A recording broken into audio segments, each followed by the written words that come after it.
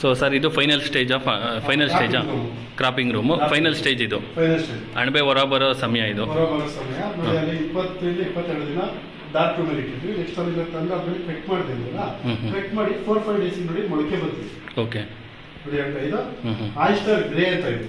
Okay ತಳಿ ನೋಡಿ, ಇದು ಮೊಳಕೆ ಬರ್ತಿದೆ. ಇನ್ನೊಂದು 3-4 ದಿನಕ್ಕೆ ದೊಡ್ಡದಾಗಿ ಬರುತ್ತೆ. ಹರಡುತ್ತೆ, ಅವಾಗ ನಾವು ಕಟ್ ಮಾಡೋದು. ಇದು ಬಂದು ಆಯಿಸ್ಟರ್ ಪಿಂಕ್ ಅಂತ.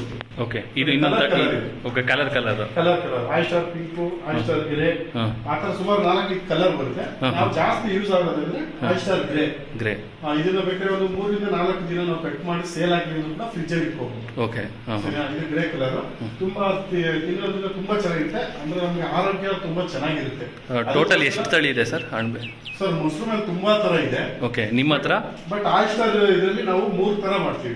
ಆಯಿಸ್ಟರ್ ಗ್ರೇ, ಆಯಿಸ್ಟರ್ ಪಿಂಕ್ ಮತ್ತೆ ಆಯಿಸ್ಟರ್ ವೈಟ್. ಓಕೆ